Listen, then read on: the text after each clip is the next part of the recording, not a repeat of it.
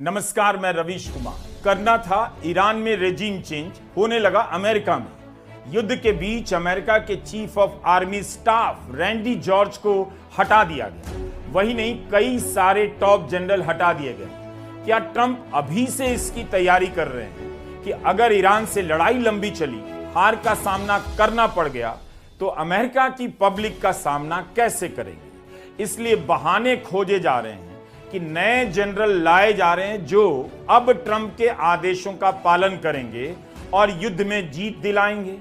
बदलाव ट्रंप की कैबिनेट में भी हो रहा है। कई लोगों के हटाने की चर्चाएं चल रही हैं, लेकिन पहले बात सेना की करते हैं। क्या अमेरिका के राष्ट्रपति और सेना के बीच ईरान पर हमला को लेकर एक राय नहीं थी? जमीनी चढ़ाई को लेकर एक राय अब भी नहीं? किसी उभरते असंतोष को दबाने के लिए कहीं टॉप जनरल को साइडलाइन तो नहीं किया गया? अमेरिका की सेना मोर्चे पर है और मुख्यालय में अलग ही मोर्चा खुल गया है। जिसका काम था ईरान में लीडरशिप चेंज करना, उसी के भीतर लीडरशिप चेंज का गेम खुल गया। ये व्हाइट हाउस की चीफ ऑफ स्टाफ सूजी वाइल्स हैं। ट्रंप के सहयोगियों से अपील कर रही हैं कि अमेरिका की जनता क्या सोच रही है, इसके बारे में राष्ट्रपति को सच बताओ। उन्हें गुलाबी तस्वीरें दिखाना बंद करो कि इस युद्ध का आर्थिक और राजनीतिक असर नहीं है। 50 शहरों में ट्रंप के खिलाफ नो किंग्स प्रदर्शन हुए। 80 लाख से अधिक लोग जमा हुए। क्या तब भी ट्रंप को पता नहीं चला कि लोग उनसे नाराज हैं? आम जनता के बीच उनकी रेटिंग लगातार गिर रही है। इकोनॉमिस्ट के सर्वे के अनुसार पिछले हफ्ते के मुकाबले 1.1% और गिर गई। सहयोगियों के नाम पर कहीं ट्रंप को बचाने का गेम तो नहीं चल रहा? अगर ऐसा है तो सेना को लेकर भी कहा जा सकता है। अमेरिका के कितने सैनिक घायल हुए? ऐसा लग रहा है अमेरिका के प्रेस ने इस खबर को सूंघ लिया है कि कुछ छिपाया जा रहा है।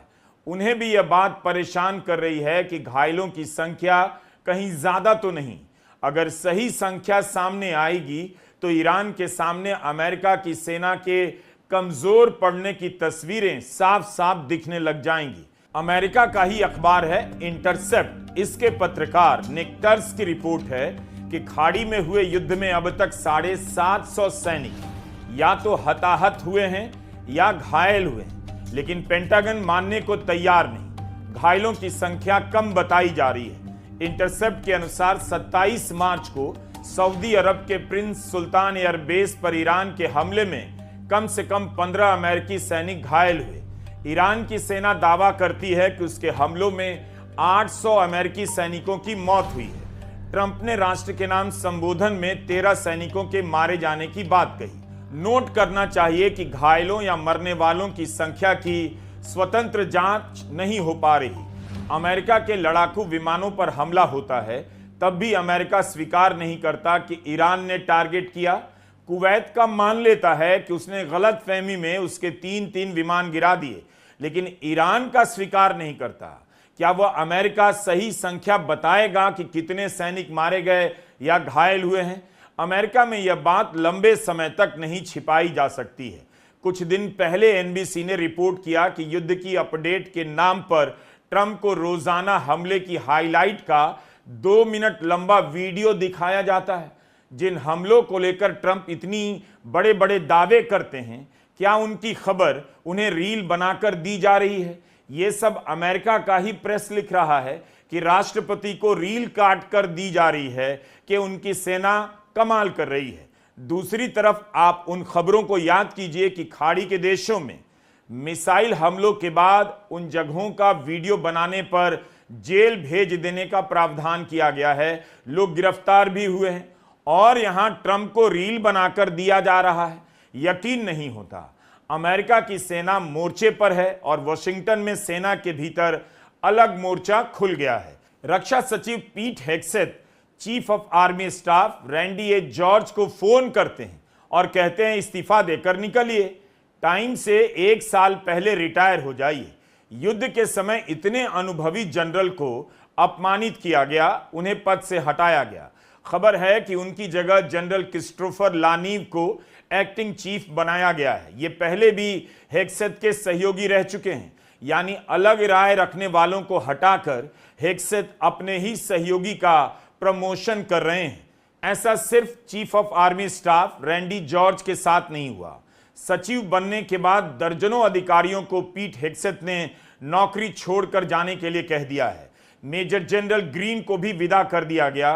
पिछले साल भी ट्रंप ने जनरल चार्ल्स क्यू ब्राउन को निकाल दिया, नौसेना के प्रमुख को हटाया, एयरफोर्स के चीफ को भी रिटायर होने से पहले जाने के लिए कह दिया गया।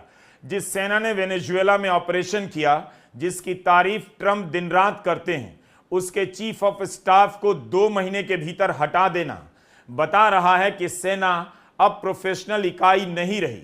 अब सेना के चीफ और कमांडरों को भी ट्रंप की जुबान में बात करनी होगी, ट्रंप के नारे लगाने होंगे। वॉशिंगटन पोस्ट ने लिखा है, कई मामलों में कारण नहीं बताया गया कि क्यों हटाया जा रहा है।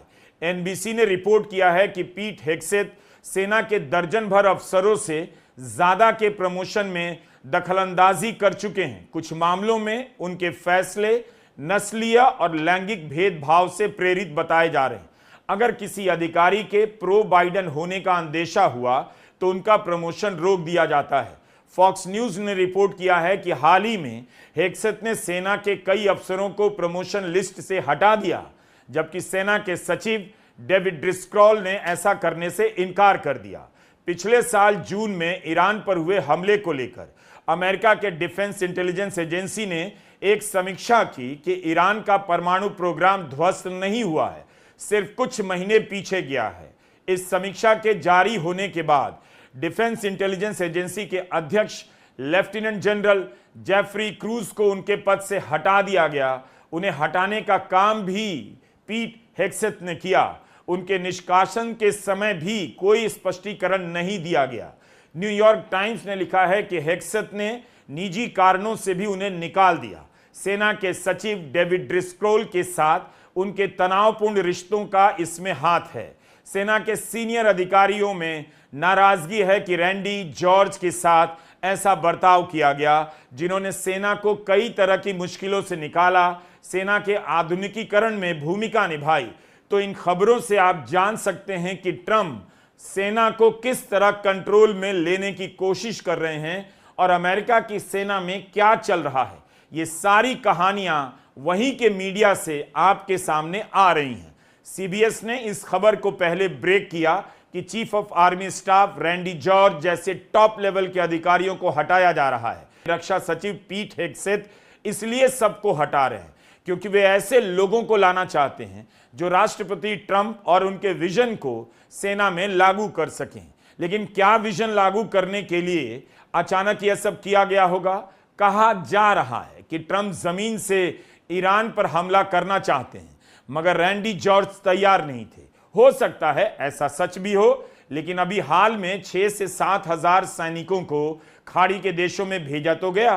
तब भी कहा जा रहा था पहले से मौजूद 30,000 सैनिकों के साथ इन्हें मिलाया जाएगा और जमीन से चढ़ाई होगी। लेकिन अब इस तरह से बताया जा रहा है कि सेना भीतर से जमीन से चढ़ाई के पक्ष में नहीं थी, इसलिए चीफ को हटा दिया गया।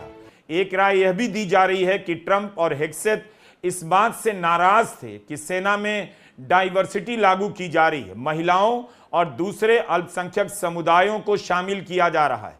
ट्रंप डाइवर्सिटी के खिलाफ माने जाते हैं। चुनावों के दौरान भी ट्रंप बाइडेन पर आरोप लगाते थे कि उनके कार्यकाल में सेना में जेंडर पॉलिसी लागू करने से सेना की लड़ाई की क्षमता कमजोर हो गई। चुनाव प्रचार के दौरान ट्रंप ने कहा कि मुझे वो जनरल पसंद हैं जो युद्ध जीतते हैं। तो क्या ईरान में हार की सजा chief of army staff Randy George को दी गई? सितंबर महीने में रक्षा विभाग का नाम बदलकर युद्ध विभाग कर दिया गया।